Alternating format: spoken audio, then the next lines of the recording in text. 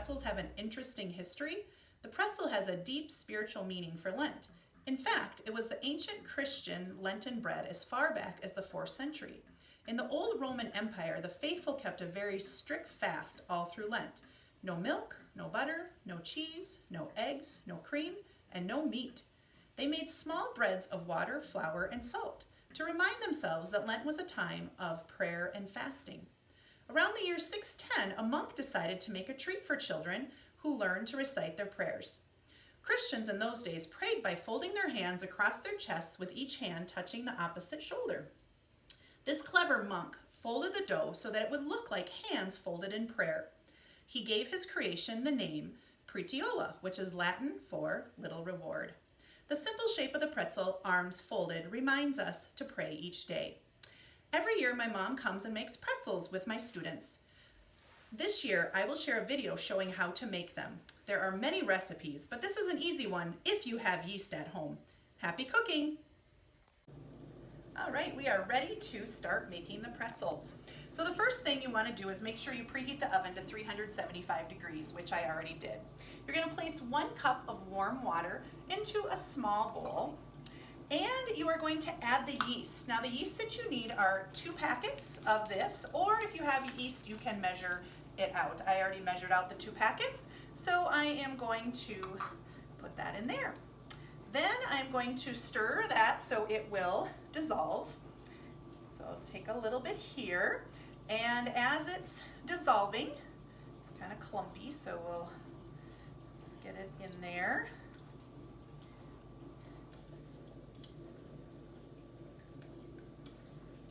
And then you're going to want honey.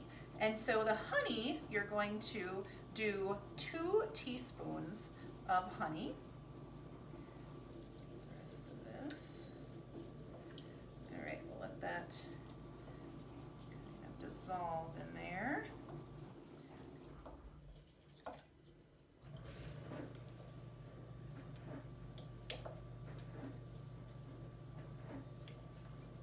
All right.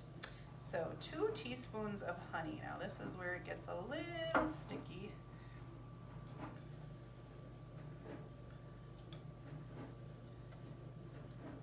All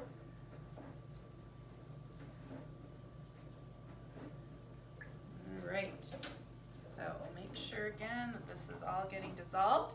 And then we'll just put that off to the side. And then we're going to do our flour and our salt.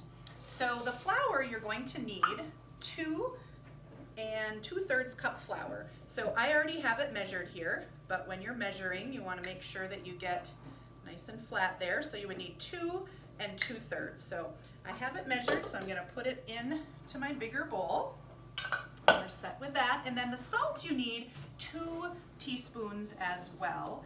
And so we will measure our salt, 1 and 2.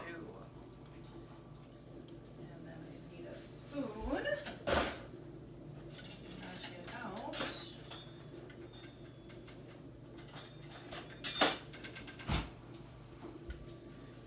All right. So then after that, you're going to pour the yeast mixture that should be dissolved by now with your honey and water. And pour that in the bowl. I'm going to start off by just stirring it, but it's going to start to get a little hard and it's going to get a little flaky and crumbly.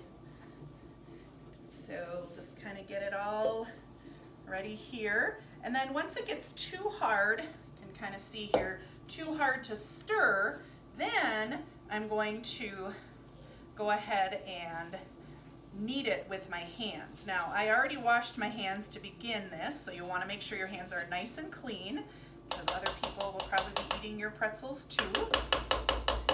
And then I'm going to just start kneading it back and forth, and I'm going to try to get it into a smooth ball. All right, so after we had it all mixed up, I took it out of the bowl, and I've been kneading it into a nice ball. Now, what you want to do, again, make sure your hands are clean, is that you might want to put some flour down on your counter where you're working if it is a little sticky. And then if it gets too dry, then you just simply just wet your hands with a little water and get it a little damp. So then once you have it nice into a nice ball, then you're going to make some pretzels. And this recipe can make about 5 big pretzels, just depending on how big you make them. And so you're gonna take a little part and you're gonna start rolling it into a snake. So you can do it in your hand, you can do it here, however, it's gonna be easy. And you want it to get kind of long. And then think about what a pretzel looks like. Those, like the hands that would be crossed on your body, across your shoulders, and I think it's about I don't know, maybe about a ruler's length, a foot long that I make it. And then I'm just gonna take it and I'm just going to curve it like this and put down, kind of push down there, and you wanna make sure you have the parts. And so then you put it on your tray. And so you will continue to do that for all your pretzels. And then what you will do after you have them all on your cookie sheet and you're all set to go, and your oven is preheated to 375, then you will put them in the oven. You're going to put them in the oven for about 15 to 20 minutes, but you're going to want to check them periodically.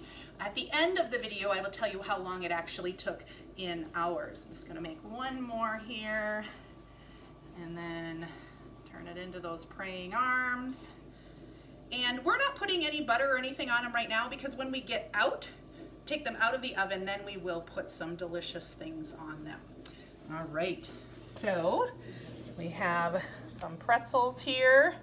That one's a little bit bigger than the others.